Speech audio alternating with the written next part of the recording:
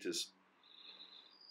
I thought it might be helpful to put something out there for you, for us as a community in this strange and troubling season we're in, to help us see each other more often when we're not able to maybe physically be together, and to just share what we're going through together. I'm not going to say I'm going to manage one of these every day. I don't want to make a promise I can't keep, but it's certainly my intention to do a few of these, and they're for us.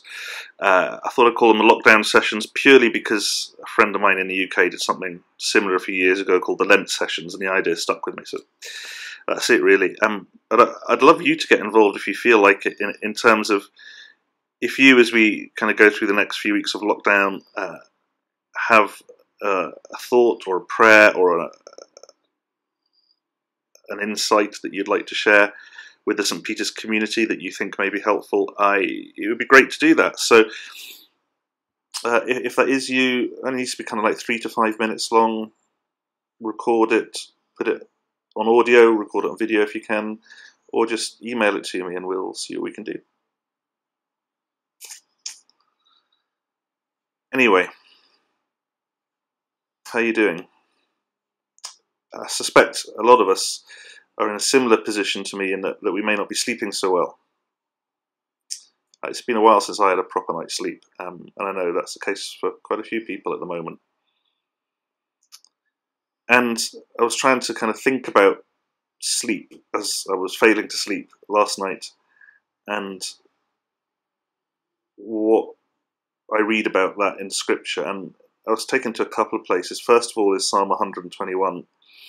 I love the Psalms of Ascent, Psalms 120 to 34, which were spoken, sung, meditated on by God's people on their way up to worship at the temple in Jerusalem. I've returned to them often.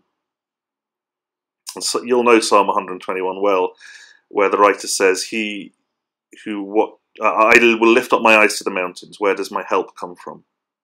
My help comes from the Lord, the maker of heaven and earth. He will not let your foot slip. He who watches over you will not slumber.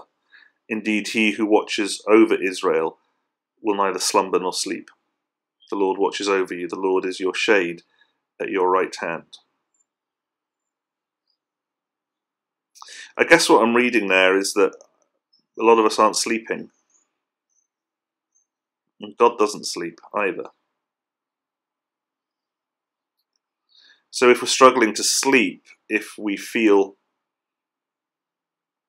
like we just can't put our heads down and sleep won't come no matter how tired we are, then God is not absent from that experience. He is awake. He's with us. And the image there in that psalm is an image of protection and watchfulness of God.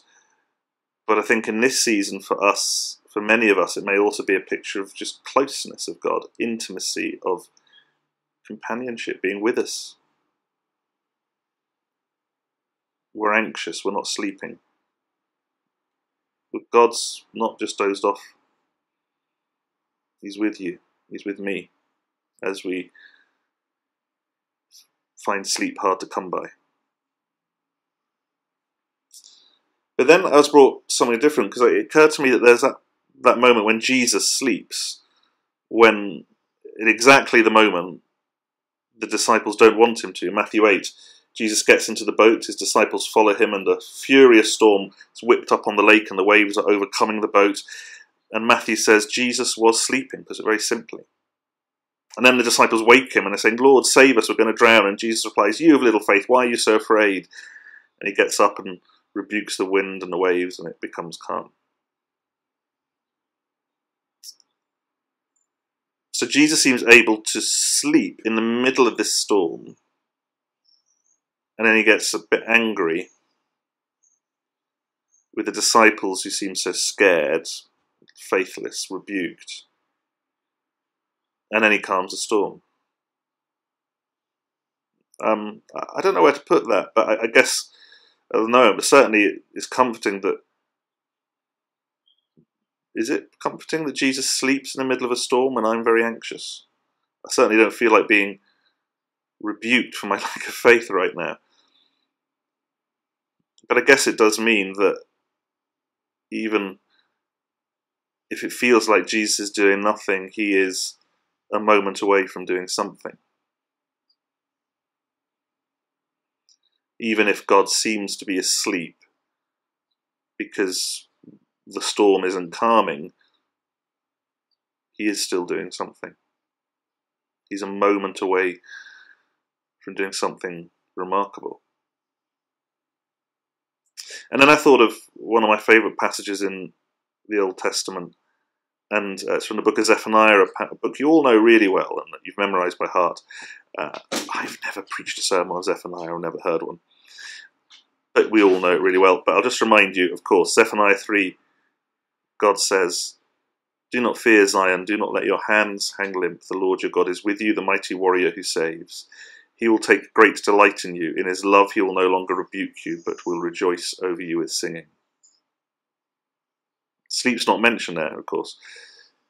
But it makes me think of sleep because this rejoicing over God's people is singing, God singing over you and me, seems to be, to me, to be a picture of how a baby is held in his or her mother's father's arms, and the mum or dad sings over the baby, thankful for this gift, rejoices over this little young life with singing, and it's a picture of intimacy and closeness.